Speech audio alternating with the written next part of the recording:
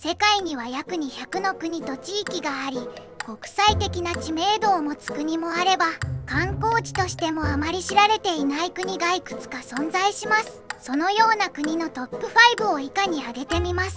ただしこれらの国は完全に誰も知らないというわけではなく、あくまで一般的に知名度が低いとされる国々です。一般的な知名度が低い国トップ5をご紹介します。第5位、サントメ・プリンシペ。サントメ・プリンシペは中央アフリカのギニア湾に位置する小さな島国です。地理と気候。サントメ・プリンシペはサントメ島とプリンシペ島の2つの主要な島およびいくつかの小さな島々から成り立っています。これらの島々は火山活動によって形成されたため、地形は山がちながらも海岸線には美しいビーチがあります。気候は熱帯性で年間を通して暖かく湿度が高いです。歴史。サントメ・プリンシペは15世紀にポルトガルの探検家によって発見され、16世紀からはポルトガルの植民地として砂糖プランテーションが展開されました。その後コーヒーやカカオの生産が主要産業となり、奴隷労働が大規模に行われました。1975年7月12日に独立を果たしました。経済。サントメ・プリンシペの経済は主に農業、特にカカオ生産に依存しています。しかし経済規模は小さく、発展途上国の中でも特に貧しい国の一つです。近年では観光業や石油資源の開発が期待されていますが、これらはまだ初期段階です。文化的にはポルトガルの影響を強く受けており、音楽、舞踊、料理などにもその影響が見られます。また独自のクレオール文化も発展しており、多様な伝統が混ざり合っています。観光。サントメ・プリンシペはその自然の美しさと生態系の多様性で知られています。豊かな熱帯雨林、希少な動植物、手つかずのビーチなどがあり、エコツーリズムや自然探検が人気です。また海洋保護区や歴史的な遺跡も訪れる価値があります。サントメ・プリンシペはまだ観光地としては開発が進んでいないため、自然そのままの姿を楽しむことができますが、その分インフラは限られていることが多いです。第4位、コモロ。コモロはインド洋に位置する島国で、アフリカ大陸の東海岸、マダガスカルの北西にあります。地理と気候。コモロはグランドコモロ島、ンジャジジャ島、アンジュアン島、モヘリ島の3つの主要な島といくつかの小さな島々から成り立っています。火山島であるため山がちな地形が多く、最高峰は標高2361メートルのカルトラ山です。気候は熱帯性で年間を通して温暖ですが、雨季には激しい豪雨が見られます。歴史。コモロはアラブ、ペルシャ、マダガスカル、スワヒリ文化などさまざまな文化の交差点として発展してきました。15世紀以降、アラブの商人や入植者がこの地域に到来し、イスラム教が広まりました。19世紀にはフランスの植民地となり、1975年に独立を達成しました。しかし独立後も政治的な不安定さが続き、クーデターが頻繁に発生しました。経済。コモロの経済は農業、漁業、観光業に依存しています。特にバニラ、クローブ、イランなどの香料が主要な輸出品です。経済規模は小さく、貧困率が高いため多くの国民が海外に移住しており、移民からの送金が重要な収入源となっています。文化。コモロの文化は多文化が混ざり合った独自のものです。イスラム教が大多数を占めるため、生活や習慣にはイスラムの影響が強く見られます。またアフリカ、アラブ、マダガスカル、フランスの影響が音楽、料理、衣装などにも反映されています。観光。コモロはその美しい自然環境で知られています。サンゴ礁、火山、熱帯雨林、そして豊かな海洋生態系があり、エコツーリズムやダイビング、ハイキングなどが楽しめます。また歴史的な遺跡やイスラム教のモスクも観光の見どころです。社会と政治。ココモロは歴史的に政治的不安定さが続いてきましたが、近年は安定を目指した取り組みが進められています。教育や医療の面でも課題が多く、国際的な支援が重要な役割を果たしています。コモロは豊かな自然と多文化が交差するユニークな国ですが、発展途上国としての課題も多く、持続可能な発展が求められています。第3位、ツバル。ツバルは太平洋に位置する小さな島国で、地球上で最も海抜の低い国の一つです。地理と気候。ツバルはポリネシアに属し、9つのサンゴ礁からなる国です。これらの島々は広範囲に分布しており、総面積は非常に小さいですが、広大な排他的経済水域を持っています。気候は熱帯性で、1年を通して温暖で高湿度です。しかし、地球温暖化による海面上昇がツバルにとって重大な脅威となっています。歴史。ツバルの住民はポリネシア系で、何世紀にもわたってこの地に住んできました。西洋の探検家たちは16世紀にツバルを発見しましたが、ヨーロッパの影響を受けたのは19世紀以降のことです。ツバルは英国の植民地であったギルバート、エリス諸島の一部でしたが、1978年に独立を果たしました。経済。ツバルの経済は非常に小さく、主に農業、漁業、海外からの送金、そして海外からの援助に依存しています。輸出品はほとんどなく、輸入に頼る部分が大きいです。また、インターネット上での国別ドメイン DV の販売も国にとっての収入源となっています。文化。ツバルの文化はポリネシアの伝統を強く保持しています。伝統的なダンス、音楽、手工芸品などは重要な文化的要素です。家族や共同体の絆が強く、伝統的な儀式や祝祭が生活の中で大きな役割を果たしています。観光業はツバルにおいてまだ発展途上ですが、その自然の美しさと静けさを求める少数の観光客が訪れます。主要な観光スポットは美しいサンゴ礁、透明なラグーン、伝統的な村の生活です。ただし、インフラが整備されていないため、観光は他の国と比べて制約があります。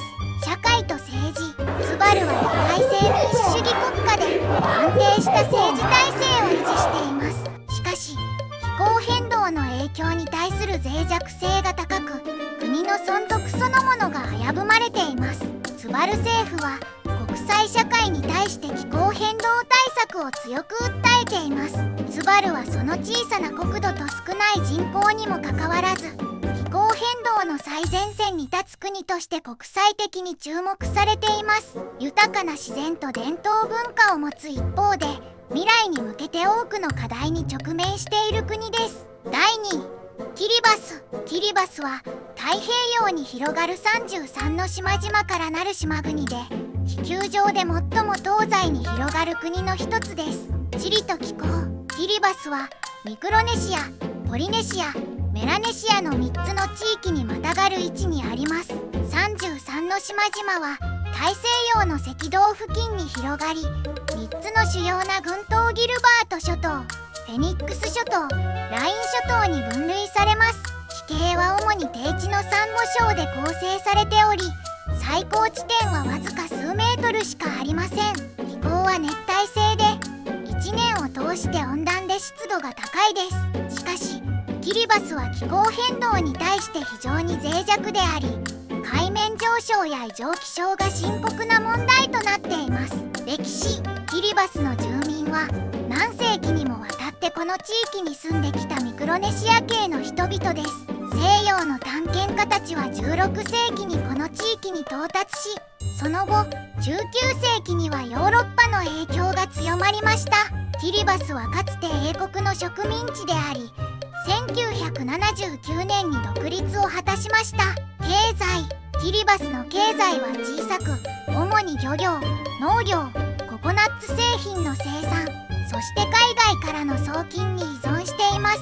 特に漁業は主要な産業であり、広大な排他的経済水域 EEZ 内での漁業権が重要な収入源です。また、気候候変動対策として国際的な支援や援助も重要な役割を果たしています。文化。キリバスの文化はミクロネシアの伝統を色濃く反映しています。伝統的な舞踊、音楽、手工芸が生活の中で重要な役割を果たしており、家族や共同体のつながりが強いです。キリバス語が広く話されており、文化的アイデンティティの重要な部分となっています。